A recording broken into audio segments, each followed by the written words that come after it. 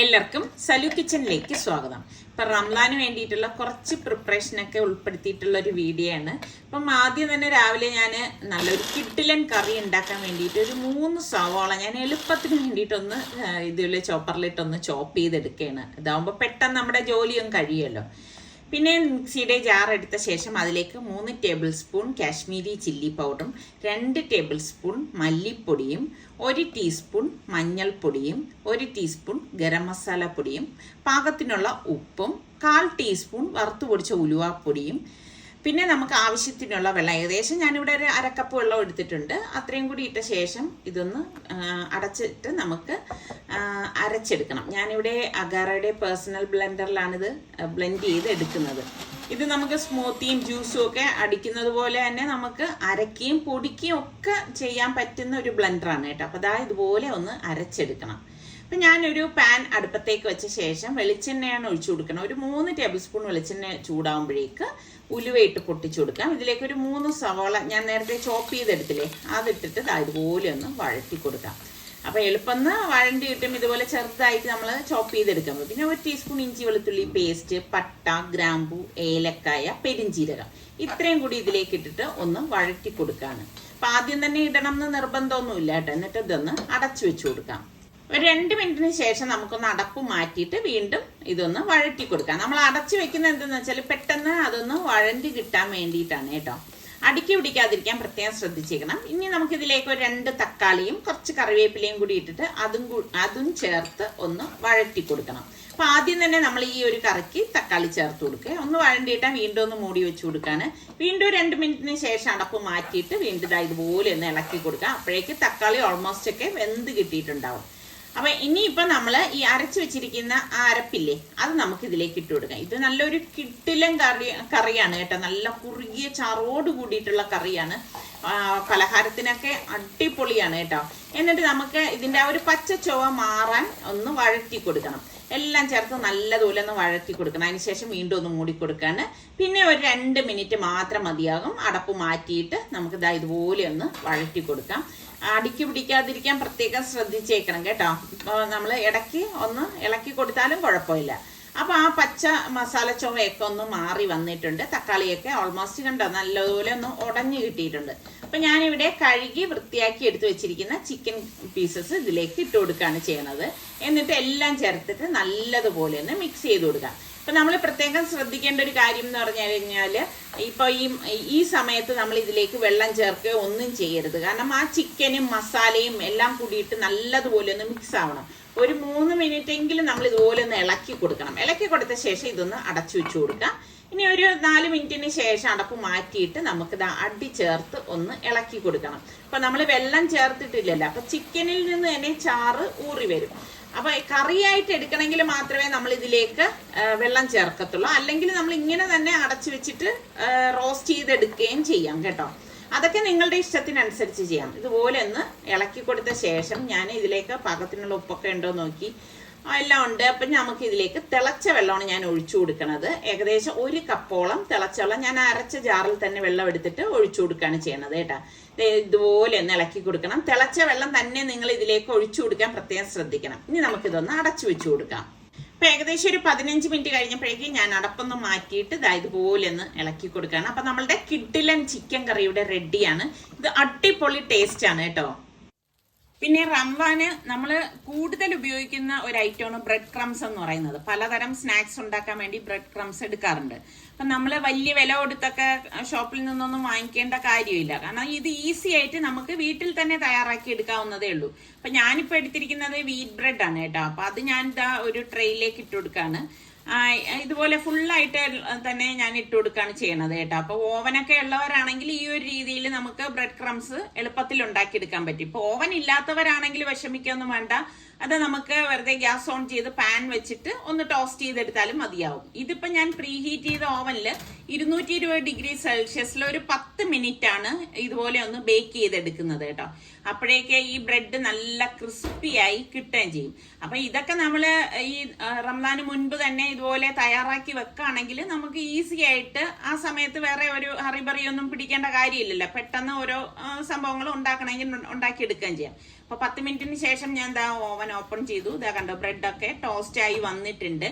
അപ്പൊ ഇതിപ്പം ഇതേപോലെ നമ്മൾ എടുത്തിട്ട് പൊടിക്കരുത് കേട്ടോ. എപ്പോഴും ശ്രദ്ധിക്കേണ്ട കാര്യം, നമ്മളിപ്പം പാനിൽ വെച്ച് ടോസ്റ്റ് ചെയ്തെടുത്താലും ഈ ബ്രെഡ് ഒന്ന് തണുക്കാൻ അനുവദിക്കണം. ഒന്ന് തണുത്ത ശേഷം മാത്രമേ നമ്മൾ ഇത് പൊടിച്ചെടുക്കാവൂ. എങ്കിൽ മാത്രമേ കറക്റ്റ് ആയിട്ട് നമുക്കത് പൊടിഞ്ഞ് കിട്ടത്തുള്ളൂ. അത് പ്രത്യേകം ശ്രദ്ധിക്കണം. ഇപ്പൊ അടിയിലത്തെ ബ്രെഡ് കാണുമ്പോൾ നിങ്ങൾക്ക് തോന്നും അത് വെന്തില്ല എന്ന്. അതൊക്കെ വെന്തിട്ടുണ്ട്. കണ്ടോ, നല്ല കറുമുറാന്ന് നമുക്കിത് എടുക്കാൻ പറ്റും. ഒന്ന് തണുത്ത ശേഷം ഒന്ന് അടിച്ചെടുക്കുകയാവേ. ഇപ്പം ഞാൻ നമ്മളുടെ പ്രോസസ്സറിൽ ഇട്ടിട്ടാണ് ഞാനൊന്ന് പൊടിച്ചെടുക്കുന്നത്. അപ്പൊ ഇങ്ങനെ നമ്മൾ പൊടിച്ചൊക്കെ എടുത്ത് സൂക്ഷിക്കുകയാണെങ്കിൽ നമുക്ക് പിന്നെ ഒരു ടെൻഷനൊന്നും ഇല്ലല്ലോ. പെട്ടെന്ന് കണ്ടില്ലേ, കടകളിൽ നിന്ന് വാങ്ങിക്കുന്ന അതിനേക്കാളും നല്ല ക്വാളിറ്റിയിൽ നമുക്ക് ബ്രെഡ് ക്രംസ് വീട്ടിൽ ഉണ്ടാക്കിയെടുക്കാൻ പറ്റും. പിന്നെ എയർ ടൈറ്റ് കണ്ടെയ്നറിൽ അടച്ച് വേണമെങ്കിൽ സൂക്ഷിക്കാം. അതല്ലെങ്കിൽ ഇതുപോലെ സിപ്ലോ കവറിലാക്കിയിട്ട് ഫ്രിഡ്ജിലോ ഫ്രീസറിലോ വെച്ച് വേണമെങ്കിലും സൂക്ഷിക്കാം. ഒന്നും ചെയ്യത്തില്ല കേട്ടോ. കുറെ നാള് കേടാവാതെ ഇരിക്കുകയും ചെയ്യും. ഇതിപ്പോ ഞാൻ സിപ്പിലോ കവറിലാണ് വെക്കുന്നതേ. ഇപ്പൊ നമ്മള് നോമ്പ് തുറക്കുന്ന സമയത്ത് സ്നാക്സ് ഒന്നും വേണ്ട എന്നൊക്കെ പറയുന്നുണ്ടെങ്കിലും ഇപ്പം ഗസ്റ്റ് ആരെങ്കിലും വരാണെങ്കിൽ പെട്ടെന്ന് നമുക്ക് എന്തെങ്കിലും കൊടുക്കണ്ടേ. അപ്പം ഞാൻ കൂടുതലായിട്ടൊന്നും ഉണ്ടാക്കി വെക്കാറില്ല കേട്ടോ. അപ്പൊ പാനിലേക്ക് ഞാൻ ഓയിൽ ഒഴിച്ച ശേഷം ഒരു 3 സവാള ചോപ്പ് ചെയ്തിട്ടിട്ട് ഒന്ന് വഴറ്റി കൊടുക്കാണ്. അപ്പൊ കുറച്ച് സ്നാക്സ് ഒക്കെ ഒന്ന് തയ്യാറാക്കി, സ്നാക്സ് ഒന്ന് റെഡിയാക്കി വെക്കത്തേ ഉള്ളൂ, ഒരുപാടൊന്നും വെക്കത്തില്ല കേട്ടോ. പിന്നെ ഇതിലേക്ക് ഇഞ്ചി വെളുത്തുള്ളി പേസ്റ്റും പച്ചമുളകും കറിവേപ്പിലയും കൂടി ഇട്ട് കൊടുക്കാണ്. എന്നിട്ട് നമുക്കിതൊന്ന് വഴറ്റി കൊടുക്കാം. അപ്പം നമ്മൾക്ക് ഇതുപോലെയൊക്കെ ചെറുതായിട്ടൊക്കെ ഉണ്ടാക്കി വെക്കുകയാണെങ്കിൽ ഒരുപാട് നാളത്തേക്കൊന്നും ഉണ്ടാക്കി വെക്കേണ്ട കാര്യമില്ല കേട്ടോ. പിന്നെ 1 ടീസ്പൂൺ മഞ്ഞൾപ്പൊടി, 1 ടീസ്പൂൺ ഗരം മസാല പൊടിയും കൂടി ഇതിലേക്ക് ഇട്ടിട്ട് നമുക്കൊന്ന് വഴറ്റി കൊടുക്കാം. ആ പൊടികളുടെയൊക്കെ ആ ഒരു പച്ച ചൊവ എന്ന് മാറത്തക്ക രീതിയിലൊന്ന് വഴറ്റിയെടുക്കണം കേട്ടോ. എപ്പോഴും നമ്മൾ വഴറ്റുമ്പോൾ സവള കരിയാതിരിക്കാൻ പ്രത്യേകം ശ്രദ്ധിച്ചേക്കണം. എന്നിട്ട് ഇതിലേക്ക് പാകത്തിനുള്ള ഉപ്പും കൂടി ഇട്ട് കൊടുക്കാം കേട്ടോ. ആ ഉപ്പ് ഇട്ട് നമുക്കൊന്ന് ഇളക്കിയെടുക്കുകയാണ് ചെയ്യുന്നത്. പിന്നെ ഞാൻ ഇവിടെ ബീഫ് ഉപ്പ്, കുരുമുളക്, ഗരം മസാല, മഞ്ഞൾപ്പൊടി ഇട്ട് വേവിച്ച് വെച്ചതാണ്. വേവിച്ചത് ഒന്ന് ക്രഷ് ചെയ്ത് എടുത്തതാണ്. അതും കൂടി ഇതിലേക്ക് ഇട്ട് കൊടുക്കുകയാണ്. ഇപ്പൊ ബീഫിന് വരെ നിങ്ങൾക്ക് ചിക്കൻ എടുക്കാം, അല്ലെങ്കിൽ മട്ടൺ എടുക്കാം, എന്താണോ നിങ്ങൾക്ക് ഇഷ്ടം. ഇനി വെജിറ്റബിൾസ് മതിയെങ്കിൽ അങ്ങനെയും ചെയ്യാം കേട്ടോ. ഇത് ചേർത്ത് വഴറ്റി കൊടുക്കാണ്. എന്നിട്ട് ഇത് അടച്ച് തണുക്കാനായിട്ട് ഞാനൊന്ന് മാറ്റി വെക്കാണ്. അപ്പൊ മറ്റൊരു സ്നാക്സ് ഉണ്ടാക്കുകയാണ്. അപ്പൊ അതിന് വേണ്ടിയിട്ട് ഞാൻ 2 ഏത്തപ്പഴവും 2 ആപ്പിളും എടുത്തിട്ടുണ്ട്. ഒരു വെറൈറ്റി ആയിട്ടാണ് ഞാനിപ്പോ ഇത് ചെയ്തെടുക്കാനായിട്ട് പോണത്. അപ്പൊ ഈ ഏത്തപ്പഴം ഒന്ന് ചെറുതായിട്ടൊന്ന് കട്ട് ചെയ്തെടുക്കണം കേട്ടോ. ഇതിനേക്കാളും ചെറുതായാൽ കുറച്ചുകൂടി നല്ലതാണ്. അപ്പൊ ഇതുപോലെ ഒന്ന് കട്ട് ചെയ്തെടുത്ത ശേഷം നമുക്ക് ആപ്പിളും ഈ ഒരു രീതിയിൽ തന്നെ കട്ട് ചെയ്തെടുക്കണം കേട്ടോ. ഇതൊക്കെ നമ്മളുടെ മനോധർമ്മം അനുസരിച്ച് ഇതിലൊക്കെ മാറ്റങ്ങൾ വരുത്താം. എപ്പോഴും നമ്മൾ ഒരേപോലത്തെ ഫില്ലിങ് വെച്ചിട്ട് കൊടുക്കുന്നതിൽ നിന്നും കുറച്ച് വ്യത്യസ്തമായിട്ട് നമ്മൾ ചിന്തിച്ച് ഇങ്ങനെയൊക്കെയുള്ള ഫില്ലിങ് വെച്ച് കൊടുക്കുമ്പോൾ കഴിക്കുന്നവർക്കും ഒരു വെറൈറ്റി ആയിരിക്കും. അതിലെന്താണ് എന്ന് കഴിക്കുന്നവരൊന്ന് ചോദിക്കും കേട്ടോ. അപ്പൊ ആപ്പിളും ഞാൻ ഈ ഒരു രീതിയിൽ തന്നെ ഒന്ന് കട്ട് ചെയ്തെടുക്കുകയാണ്. ഞാൻ നേരത്തെ പറഞ്ഞ പോലെ വളരെ ചെറുതായിട്ട് നിങ്ങളൊന്ന് കട്ട് ചെയ്തെടുക്കാൻ നോക്കണേ. പിന്നെ നമുക്ക് കുറച്ച് ബദാമും അണ്ടിപ്പരിപ്പും വേണം. അതും കൂടി ചെറുതായിട്ടൊന്ന് അരിഞ്ഞെടുക്കുകയാണ് കേട്ടോ. പിന്നെ പാൻ അടുപ്പത്തേക്ക് വെച്ച ശേഷം നമുക്ക് ഇതിലേക്ക് ഒരു 3 ടേബിൾ സ്പൂണോളം ബട്ടർ ഇട്ട് കൊടുക്കാം. ബട്ടർ ഒന്ന് മെൽറ്റായി വരണം. മെൽറ്റായി വരുമ്പോഴേക്ക് നമുക്ക് ആദ്യം ഈ നട്ട്സും കൂട്ടത്തിൽ ഞാൻ റൈസിൻസും എടുത്തിട്ടുണ്ട്, അതും കൂടി ഇട്ടിട്ടൊന്ന് റോസ്റ്റ് ചെയ്തെടുക്കാം. അപ്പൊ ഞാൻ ധൃതിയിൽ ഇത് ഉണ്ടാക്കിയെടുക്കണം എന്ന് വെച്ചാൽ മോള് കരയുന്നതിന് മുൻപ് ഓടി എത്തണം. അപ്പൊ അതിന്റെ അവള് ഉറങ്ങുന്ന ആ ഒരു ബ്രേക്കിലാണ് ഞാൻ വന്നത് ഇതൊക്കെ ഒന്ന് റെഡിയാക്കി വെക്കുന്നത്. പിന്നെ എന്റെ ഒരു അഭിപ്രായം എന്ന് പറഞ്ഞാൽ നമ്മൾ ഒരുപാടൊന്നും ഇങ്ങനെ ഉണ്ടാക്കി ഫ്രീസറിൽ വെക്കേണ്ട ആവശ്യമില്ല. ആവശ്യത്തിനനുസരിച്ച് ചെയ്താൽ മതി. അത് റോസ്റ്റ് ആയതിന് പാനിൽ നിന്ന് മാറ്റാണ്. എന്നിട്ട് വീണ്ടും 2 ടേബിൾ സ്പൂൺ ബട്ടർ ഒഴിച്ച് ഒന്ന് മെൽറ്റ് ചെയ്യുമ്പോഴേക്ക് നമ്മൾ ഈ അരിഞ്ഞു വെച്ചിരിക്കുന്ന ആപ്പിളും ഏത്തപ്പഴവും കൂടി ഇതിലേക്ക് ഇട്ട് കൊടുക്കുകയാണ് ചെയ്യുന്നത്. അപ്പൊ ഇത് ബട്ടറിൽ കിടന്ന് ഒന്ന് വഴണ്ട് വരണം കേട്ടോ. പിന്നെ ഇതോടൊപ്പം തന്നെ നമുക്ക് ഒരു 1/2 കപ്പ് തേങ്ങ കൂടി ചേർത്ത് കൊടുത്താൽ നല്ലതാണ്. എന്റെ കയ്യിൽ തേങ്ങ നോക്കിയപ്പോ ഇല്ലായിരുന്നു കേട്ടോ, അതുകൊണ്ട് ഞാൻ ചേർത്തില്ല. പിന്നെ നമ്മൾ 1 ടീസ്പൂൺ ഏലക്കാപ്പൊടിയും 1/2 ടീസ്പൂൺ സിന്നമൺ പൗഡറിലെ പട്ട പൊടിച്ചതാണ് കേട്ടോ, അതും കൂടി ഇട്ട് കൊടുക്കുകയാണ്. ഇത് രണ്ടും ഇടുമ്പോഴാണ് കിഡിലൻ ടേസ്റ്റ് വരുന്നത് കേട്ടോ. എന്നിട്ട് നമുക്ക് ഇതുപോലെ ഒന്ന് വഴറ്റി കൊടുക്കണം. വഴറ്റി കൊടുത്ത ശേഷം മധുരത്തിന് വേണ്ടിയിട്ട് ഞാനിവിടെ മിൽക്ക് മെയ്ഡ് ആണ് ഒഴിച്ചു കൊടുക്കുന്നത്. അത് നിങ്ങൾക്ക് പഞ്ചസാര വേണമെങ്കിൽ പഞ്ചസാര ചേർത്ത് കൊടുക്കാം. ഇനി ഹണി മതിയെങ്കിൽ അത് ചേർത്ത് കൊടുക്കാം. അതൊക്കെ ഓരോരുത്തരുടെ ഇഷ്ടമാണ്. പക്ഷെ മിൽക്ക് മെയ്ഡ് ഇട്ട് ഉണ്ടാക്കുമ്പോഴേക്കും നല്ല ടേസ്റ്റ് ആണ് കേട്ടോ. അത് ഒരുപാടൊന്നും ചേർത്ത് കൊടുക്കണ്ട. മധുരത്തിന് ആവശ്യത്തിന് മാത്രം ചേർത്ത് കൊടുത്ത ശേഷം ഇതൊന്ന് വഴറ്റി കൊടുക്കണം കേട്ടോ. അപ്പൊ ഇത്രയും മാത്രം മതിയാവും. ഈ സമയത്ത് നമുക്ക് ഈ റോസ്റ്റ് ചെയ്ത് വെച്ചിരിക്കുന്ന നട്ട്സും കൂടി ഇതിലേക്ക് ചേർത്ത് മിക്സ് ചെയ്ത് കൊടുക്കാം. ഞാൻ പറഞ്ഞില്ലേ, നിങ്ങൾ ചേർക്കുമ്പോൾ തേങ്ങ കൂടി ചേർത്ത് വഴറ്റിയെടുക്കണേ, അപ്പോഴാണ് കിഡു ടേസ്റ്റ് ഉണ്ടാവുന്നത്. അപ്പൊ ഞാൻ ഇത് റോസ്റ്റ് ചെയ്തത് തണുക്കാനായിട്ട് മാറ്റി വെച്ചു. ഇപ്പൊ 2 മിക്സിങ്ങും ഇവിടെ തണുത്തിട്ടുണ്ട്. പിന്നെ ഞാൻ കുറച്ച് മൈദ കുറച്ച് വെള്ളം ഒഴിച്ചൊരു പേസ്റ്റ് രൂപത്തിൽ കലക്കി എടുത്തിരിക്കുകയാണ് കേട്ടോ.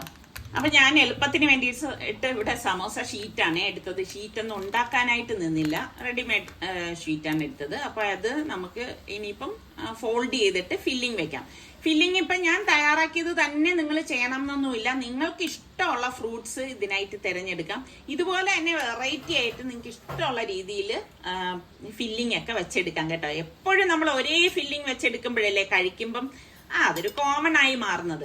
ഇതാകുമ്പോൾ കുറച്ച് വെറൈറ്റി ആവും. പിന്നെ നമ്മൾ ഇത് ഈ റെഡിമെയ്ഡ് ഷീറ്റ് ആകുമ്പോൾ ഒരു ഗുണം എന്ന് പറഞ്ഞാൽ പെട്ടെന്ന് നമ്മളുടെ ജോലിയൊക്കെ ഒന്ന് കഴിയും. അപ്പൊ ഇതൊന്ന് ഫോൾഡ് ചെയ്ത ശേഷം ഇതൊന്ന് സ്റ്റിക്ക് ചെയ്യാൻ വേണ്ടിയിട്ടാണ് ഞാൻ ആ മൈദ ഒന്ന് മിക്സ് ചെയ്തെടുത്തത് കേട്ടോ. അപ്പൊ ആ എക്സസ് വരുന്ന ഒരു ഭാഗത്ത് ജസ്റ്റ് ഇതൊന്ന് മൈദ ഒന്ന് ബ്രഷ് ചെയ്ത് കൊടുത്തിട്ട് ഒന്ന് ഫോൾഡ് ചെയ്ത് കൊടുത്താൽ മതി. അപ്പൊ ഇതുപോലെ ബാക്കിയുള്ളതെല്ലാം നമുക്ക് ഇതുപോലെ തന്നെ നമുക്ക് ഫില്ല് ചെയ്തെടുക്കണം. അപ്പൊ നിങ്ങളും ഇതുപോലെയുള്ള വെറൈറ്റി ഫില്ലിംഗ് ഒക്കെ വെച്ച് തയ്യാറാക്കുന്നവരുണ്ടാവും. ഒരുപാട് പേര് നമ്മളുടെ വീഡിയോസ് ഒക്കെ കാണുന്നവരാണല്ലോ. അപ്പൊ നിങ്ങൾക്കും ഒരുപാട് ഇതുപോലെ നല്ല നല്ല ഐഡിയാസ് ഒക്കെ ഉള്ളവരും ഉണ്ട്. അപ്പൊ നിങ്ങൾ ചെയ്യുന്ന ഐഡിയാസ് കൂടി ഇതിൽ ഷെയർ ചെയ്യട്ടെ, ബാക്കിയുള്ളവർക്കും കൂടി വായിക്കുമ്പോഴേക്ക് അത് ചെയ്തു നോക്കാമല്ലോ. അപ്പം എല്ലാം ഇങ്ങനെ എടുക്കാണ്. അതിൽ നട്ട്സ് എടുക്കുമ്പോഴായാലും നിങ്ങൾക്ക് ഇഷ്ടമുള്ള നട്ട്സ് എടുക്കാം കേട്ടോ. പിന്നെ ഇതിന്റെ കൂട്ടത്തിൽ വേണമെങ്കിൽ ഡേറ്റ്സ് ഉണ്ടെങ്കിൽ ഡേറ്റ്സ് ചേർത്ത് കൊടുക്കാം. ഡേറ്റ്സ് ഒക്കെ നമ്മൾ ഈ ഏത്തപ്പഴത്തിലൊക്കെ ചേർക്കുമ്പോൾ ശ്രദ്ധിക്കേണ്ടതെന്ന് വെച്ചാൽ അപ്പോഴേക്കും നമ്മൾ എടുക്കുന്ന കണ്ടൻസ്ഡ് മിൽക്ക് ആയാലും അല്ല പഞ്ചസാരയോ തേനോ ആയാലും അതിന്റെ മധുരം ഒന്ന് കുറച്ചിട്ട് വേണം ചെയ്യാൻ കേട്ടോ. അല്ലെങ്കിൽ ഭയങ്കര മധുരത്തിന്റെ അതിപ്രസരമായി പോവും. പിന്നെ മധുരമൊക്കെ ഒരുപാട് ഇഷ്ടപ്പെടുന്നവർക്ക് അത് ഇഷ്ടപ്പെടും, പ്രത്യേകിച്ച് കുട്ടികൾക്കൊക്കെ ഈ ഒരു രീതിയിലൊക്കെ നമ്മൾ സമോസയൊക്കെ ഉണ്ടാക്കി കൊടുക്കുമ്പോൾ ഭയങ്കര ഇഷ്ടമായിരിക്കും കേട്ടോ. സത്യം ഗസ്റ്റ് ആയിട്ട് കൊച്ചു കുട്ടികൾ ആരെങ്കിലും ഒക്കെ ഉണ്ടെങ്കിലോ എന്ന് കരുതിയിട്ടാണ് ഈ ഒരു രീതിയിലൊക്കെ ഞാനൊന്ന് ഫില്ല് ചെയ്ത് എടുത്തു വെക്കണത്. ഞാൻ പറഞ്ഞില്ലേ, ഞാൻ ഒരുപാട് ഫില്ലിംഗ് ഒന്നും ഉണ്ടാക്കി വെക്കുന്നില്ല. എന്നിട്ടിപ്പോ ഞാൻ അടുത്ത് ഈ ഒരു രീതിയിൽ കൂടി നമ്മളുടെ ബീഫിന്റെ ആ ഒരു സമോസയല്ല, ഞാൻ ബോക്സ് പോലെ ആക്കിയിട്ടാണ് വെക്കുന്നത് കേട്ടോ. ഇതൊക്കെ ഒരു വെറൈറ്റിക്ക് വേണ്ടി ചെയ്യുന്നതേ ഉള്ളൂ. അപ്പൊ 2 സമോസ ഷീറ്റ് ഇതുപോലെ ക്രോസിന് വെച്ച ശേഷം സെന്ററിൽ നമ്മൾ ഇതുപോലെ വെക്കുന്നുണ്ട്. വെച്ച ശേഷം നമുക്ക് ഇനിയിപ്പം 4 വശവും ഒന്ന് ഫോൾഡ് ചെയ്ത് കൊടുക്കാം. അപ്പൊ അതവിടെ അങ്ങനെ അങ്ങ് ഇരുന്നോളും. എപ്പോഴും നമ്മൾ ഫില്ലിംഗ് വെക്കുമ്പം സമോസയ്ക്കാണെങ്കിലും ഇതുപോലെ ബോക്സ് ഉണ്ടാക്കാനാണെങ്കിലും ഓവറായിട്ട് ഫില്ലിംഗ് വെക്കരുത് കേട്ടോ. ഓവറായിട്ട് വെച്ച് കഴിഞ്ഞാല് അത്ര ഒരു സുഖം ഉണ്ടാവത്തില്ല. അതിന് കണക്കിന് മിതമായിട്ടുള്ള രീതിയിൽ മാത്രമേ ഫില്ലിംഗ് നമ്മൾ വെച്ചിട്ട് ഇതൊക്കെ ഫ്രൈ ചെയ്തെടുക്കാവൂ. പിന്നെ ഈ ഷീറ്റൊക്കെ ആവുമ്പോഴേക്ക് പെട്ടെന്ന് നമുക്ക് അധിക സമയം എടുക്കത്തുമില്ലല്ലോ ഫ്രൈ ആയി കിട്ടാൻ. അപ്പൊ ഇങ്ങനെയും നിങ്ങൾക്ക് ഇത് സ്റ്റിക്ക് ചെയ്തെടുക്കാം. ഇതിപ്പോ ഞാൻ ഒരു വശത്ത് മാത്രം ഇതുപോലെ മൈദ തേച്ചിട്ട് സ്റ്റിക്ക് ചെയ്ത് വെക്കണതാണ്. ഇതൊന്നും ഇല്ലെങ്കിൽ 4 വശത്തും മൈദ തേച്ചിട്ടും നമുക്ക് സ്റ്റിക്ക് ചെയ്ത് വെക്കാം. എങ്ങനെ സ്റ്റിക്ക് ചെയ്ത് വെച്ചാൽ നമ്മൾ ശ്രദ്ധിക്കേണ്ട കാര്യം എന്താന്ന് വെച്ചാൽ അതിന്റെ ഫില്ലിംഗ് വെളിയിലേക്ക് ചാടിപ്പോരുത്. നമ്മൾ എണ്ണയിലേക്ക് ഇടുമ്പോൾ വെളിയിലേക്ക് ചാടിപ്പോരുത്. ആ ഒരു രീതി മാത്രമേ ഉള്ളൂ. പിന്നെ നമ്മൾ ഇതൊക്കെ ഫ്രൈ ചെയ്തെടുക്കുമ്പം എണ്ണ നന്നായിട്ട് ചൂടാക്കിയ ശേഷം ഫ്ലെയിം ഒന്ന് കുറച്ചു കൊടുക്കണം. അതിന്റെ ആ ചൂട് ക്രമീകരിച്ചിട്ട് വേണം ഇതൊക്കെ ഒന്ന് ഫ്രൈ ചെയ്തെടുക്കാൻ. അപ്പോഴാ ഒരു കറക്റ്റ് പരുവത്തിന് നമുക്ക് കരിഞ്ഞു പോകാതെ ഫ്രൈ ചെയ്തെടുക്കാനായിട്ട് പറ്റത്തുള്ളൂ. ഈ ഷീറ്റൊക്കെ ആകുമ്പോൾ പെട്ടെന്ന് ഫ്രൈ ആയി കിട്ടുന്നതല്ലേ, അധിക സമയമൊന്നും എടുക്കത്തുമില്ല. അപ്പൊ ഞാൻ നേരത്തെ പറഞ്ഞില്ലേ, ഞാൻ അങ്ങനെ ഒരുപാടൊന്നും ഇങ്ങനെ ഫ്രീസറിലേക്കൊന്നും വെക്കാറില്ല. അപ്പം ഈ ഒരു രീതിയിൽ വേണമെങ്കിൽ നമുക്കിത് ഫില്ല് ചെയ്യാം. സമോസയുടെ ആ ഒരു ഷേപ്പിൽ എടുത്തിട്ട് ഈ ഫില്ലിംഗ് വെച്ചിട്ട് നമുക്ക് നോർമലി ഉള്ളത് ഇതിൽ അങ്ങനെ വ്യത്യാസമൊന്നുമില്ല. നോർമലി നമ്മൾ സമോസയൊക്കെ കഴിക്കുന്ന ആ ഒരു ഇത് തന്നെ വരത്തുള്ളൂ. പിന്നെ നിങ്ങൾക്ക് ചീസ് ഇഷ്ടമാണെങ്കിൽ ഇതിന്റെ കൂട്ടത്തിൽ നമുക്ക് മൊസറല്ല ചീസും കൂടി ഗ്രേറ്റ് ചെയ്തതും കൂടി വെച്ച് വയ്ക്കുകയാണെങ്കിൽ കുട്ടികൾക്ക് ഭയങ്കര ഇഷ്ടമാവും. എപ്പോഴും ഞാൻ കൊച്ചുമക്കളെ മനസ്സിൽ കണ്ടുകൊണ്ടേ ഓരോ കാര്യങ്ങൾ ചെയ്യാറുള്ളൂ. എൻ്റെ വീട്ടിൽ ഇപ്പൊ കൊച്ചു പിള്ളേരാരും ഇല്ലെങ്കിലും ഞാൻ നമ്മളെ കാണുന്ന പ്രേക്ഷകരിൽ മക്കളുണ്ടാവില്ല, അവരെ മുന്നിൽ കണ്ടുകൊണ്ടാണ് ഞാൻ ഓരോ കാര്യങ്ങൾ കാണിക്കുന്നത് കേട്ടോ. പിന്നെ ഇത് നമുക്ക് ഇതുപോലെ സിപ്ലോ കവറിലാക്കിയിട്ട്, സിപ്ലോ കവറിലാക്കുമ്പോൾ ഒന്നിനു മീതെ ഒന്ന് വരാത്ത രീതിയിൽ നമ്മളൊന്ന് പരത്തി വേണം വെച്ചിട്ട് ഇത് കവർ ചെയ്ത് ഫ്രീസറിലേക്ക് വെക്കാൻ കേട്ടോ. അല്ലെങ്കിൽ എന്തെന്ന് വെച്ചാൽ ഇത് തമ്മിൽ ഒട്ടിപ്പിടിക്കും. പിന്നെ നമ്മൾ ഫ്രൈ ചെയ്യുന്നതിന് ഒരു 10 മിനിറ്റ് മുൻപ് ഫ്രീസറിൽ നിന്ന് പുറത്തെടുത്ത് വെച്ചാൽ മാത്രം മതി. പിന്നെ ഈ സിപ്ലോ കവറിൽ തന്നെ 2 ലെയറായിട്ട് നിങ്ങൾക്ക് വെക്കണം എന്നുണ്ടെങ്കിൽ 1 ലെയർ വെച്ച ശേഷം അതിന്റെ മീതെ ബട്ടർ പേപ്പറില്ലേ അതൊന്ന് കട്ട് ചെയ്ത് വച്ചിട്ട് അതിന് മീതെ വീണ്ടും സമോസ ഇതുപോലെ ഫില്ലിംഗ് വെച്ചിട്ട് നിരത്തി വെച്ച് കൊടുത്താലും മതി കേട്ടോ. അപ്പൊ ഈ രീതിയിലാണ് ഞാൻ ഇത് ഫ്രീസറിലേക്ക് വെക്കുന്നത്. ഞാൻ നേരത്തെ പറഞ്ഞതുമാതിരി ഒരുപാടൊന്നും നമ്മളിങ്ങനെ ഉണ്ടാക്കി ഫ്രീസറിൽ കരുതേണ്ട കാര്യമൊന്നുമില്ല. നമുക്ക് ആവശ്യത്തിനുള്ളത് ഉണ്ടാക്കി വെക്കണം. അടുത്ത ആഴ്ചയാകുമ്പോൾ വീണ്ടും ഒന്ന് മെനക്കെടണം എന്നല്ലേ ഉള്ളൂ. ഇതിപ്പോ ഒരു 2 ദിവസമോ 3 ദിവസമേ ഉണ്ടാകത്തുള്ളൂ കേട്ടോ. അത് അത്രയ്ക്ക് നിങ്ങൾ കണ്ടല്ലോ, അത്രയ്ക്ക് മാത്രമേ ഞാൻ ഇവിടെ ഉണ്ടാക്കിയിട്ടുള്ളൂ. പിന്നെ ഇതൊക്കെ ഓരോരുത്തരുടെ ഇഷ്ടമാണ്. അപ്പൊ ഈ ഒരു രീതിയിലാണ് നമ്മൾ ഇത് റെഡിയാക്കി ഫ്രീസറിലേക്ക് സൂക്ഷിക്കുന്നത്. അപ്പൊ വൈകുന്നേരം ആയപ്പോഴേക്ക് നിസാറിക്കാടെ ബാല്യകാല സുഹൃത്ത് വീട്ടിൽ വന്ന് ഫാറൂഖിക്കായും വൈഫും മോനുമാണ് വന്നത്. ഫാറൂഖിക്ക എന്ന് പറയുമ്പോഴേക്ക് നിസാറിക്കാടെ നഴ്സറി മുതലേ ഉള്ള ഒരു സുഹൃത്താണ്, അവരുടെ അയൽക്കാരനാണ്. അങ്ങനെ ആ സുഹൃത്ത് ബന്ധം ഇന്നും ഉണ്ടെന്നുള്ളതാണ് സത്യം. അപ്പൊ ഇവര് ഭയങ്കര കൂട്ടാണ് കേട്ടോ. അപ്പൊ ഞങ്ങൾ അബുദാബിയിലായിരുന്ന സമയത്തും ഫാറൂഖിക്ക് അവിടെ ഉണ്ടായിരുന്നു. അപ്പോഴും നമ്മളുടെ വീട്ടിലൊക്കെ വരുന്ന അന്നത്തെ വ്ളോഗൊക്കെ എടുത്താൽ അതിലൊക്കെ ഉണ്ടായിട്ടുള്ള ആളാണ്. അപ്പൊ അവരെയും കൂട്ടിയിട്ട് നമ്മള് പെട്ടെന്ന് പറയാതെ വന്നതാണ് ആള്. അപ്പം ഞാൻ വീട്ടിലും ഒന്നും ഉണ്ടാക്കിയിട്ടില്ലായിരുന്നു. അപ്പൊ അവരെയും കൂട്ടിയിട്ട് പുറത്തു പോവാണ് ഭക്ഷണം കഴിക്കാനായിട്ട്. കാരണം അങ്ങനെ വരുമ്പോഴേക്കും നമുക്ക് അവരെ ഒന്നും കഴിപ്പിക്കാതെ വിട്ട് കഴിഞ്ഞാൽ അത് മോശമല്ലേ. അപ്പൊ പിന്നെ ഇവിടെ അടുത്തുള്ള റെസ്റ്റോറന്റിൽ തന്നെ വന്നു. അങ്ങനെ നമ്മള് മോളെയും കൊണ്ട് ആദ്യമായിട്ട് പുറത്തിറങ്ങുന്നതാണ് കേട്ടോ. അതിന്റെ ഒരു ചിനുചിനുക്കൊക്കെ അവൾക്കുണ്ട്. ഇനി എങ്ങനെ ഇരിക്കുന്നൊന്നും അറിയത്തില്ല. അപ്പൊ ഇവിടെ വന്നപ്പോഴേക്ക് ഞങ്ങൾ വെയിറ്റ് ചെയ്തിരിക്കുകയായിരുന്നു. അപ്പോഴേക്ക് നമ്മളുടെ ഒരു സബ്സ്ക്രൈബറാണ് കേട്ടോ.